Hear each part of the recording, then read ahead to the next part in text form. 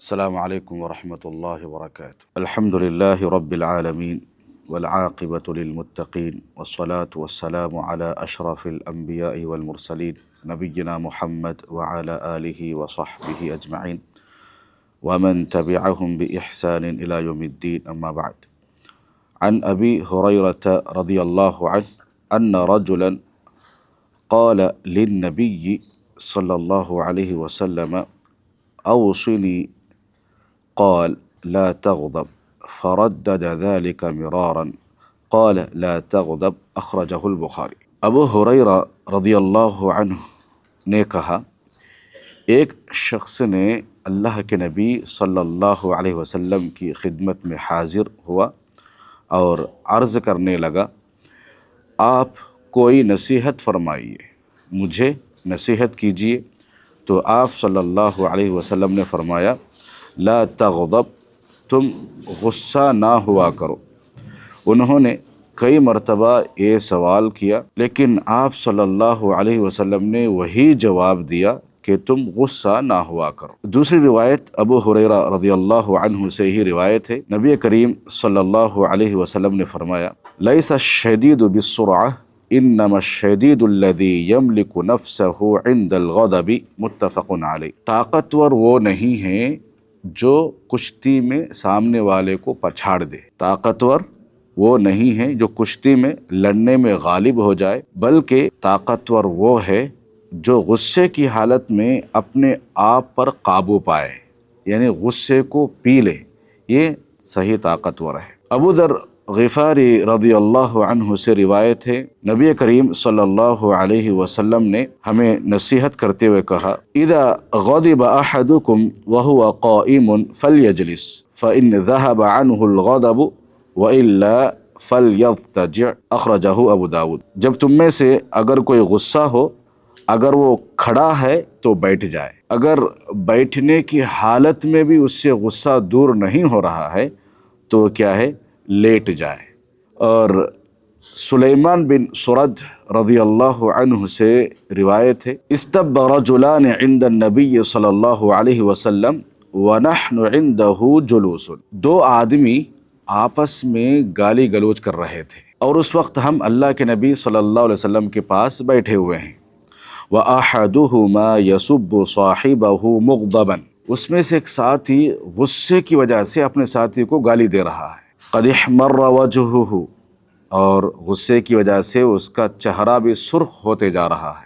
فقال النبی صلی اللہ علیہ وسلم، اللہ کے نبی صلی اللہ علیہ وسلم نے ان دونوں کی کیفیت حالت کو دیکھ کر کہا، انی اعلمک کلمتا لو قالها لذهب عنه ما یجد لو قال اعوذ باللہ من الشیطان الرجیم، متفق علیہ۔ میں تمہیں ایک ایسا کلمہ سکھاتا ہوں، اگر تم اس کو غصے کی حالت میں پڑھتے رہو گے تو تمہارا غصہ نکل جائے گا، چلا جائے گا۔ پھر اللہ کے نبی صلی اللہ علیہ وسلم نے اعوذ باللہ من الشیطان الرجیم یہ کلمہ سکھایا۔ دیکھیے، غصہ ایک بری خصلت ہے، غصہ ایک ایسی چیز ہے، انسان کو جب آتا ہے غصہ تو ساتھ میں انسان کا کردار، انسان کے اخلاق بھی لے جاتا ہے، اس میں انسان کے اخلاق معلوم ہوتے ہیں۔ غصے کی بہت سارے قسمیں ہیں، اس میں سے غصہ یہ بھی ہے کہ انسان کو جلدی آتا ہے اور جلدی چلا جاتا ہے۔ بعض لوگ اس کو لے کے بیٹھتے ہیں، اتنا لمبا ٹائم دیتے ہیں کہ انہیں ایسا بولا، انہیں ایسا بولا، میں پیچھے ہٹتا کہا، میں بھی کام نہیں ہوتا، یہ غصے کو لے کے بیٹھنا، تو ایسا نہیں ہونا چاہیے۔ چھوٹے چھوٹے مسائل کو لمبی مسافت تک رکھنا، لمبی مدت تک رکھنا، یہ غصے کو لے کے جانا، اس سے انسان کا ہی نقصان ہے۔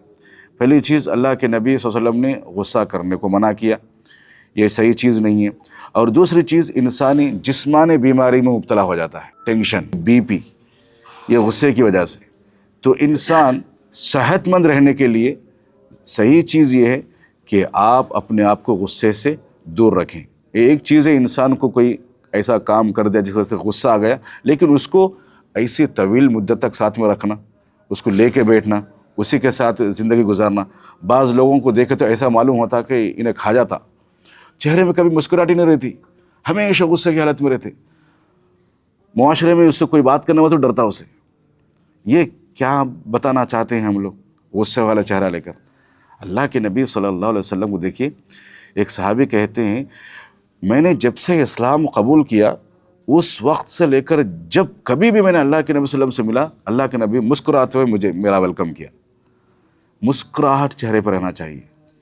غصہ ایک فطری چیز ہے، انسان کے اندر رہتی ہے، اللہ تعالیٰ نے ودیعت کر دیا، لیکن اسی کو ہم ایسا ثابت کرنا کہ میں بہت بڑا غصہ والا انسان، مجھ سے میرا کوئی ٹکر نہیں لگ سکتا، مجھ سے کوئی بات نہیں کر سکتا، ایسی چیز نہیں ہونا چاہیے۔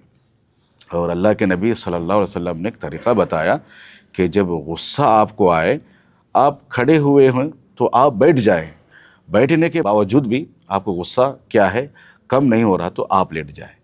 پھر بعض لوگوں نے کہا کہ آپ وضو بھی بنا سکتے ہیں۔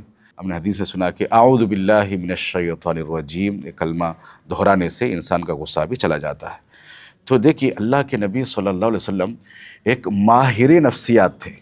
ماہر نفسیات مطلب کیا ہے کہ ایک سائیکاٹرسٹ، سائیکالوجی ڈاکٹر سے کم نہیں تھے۔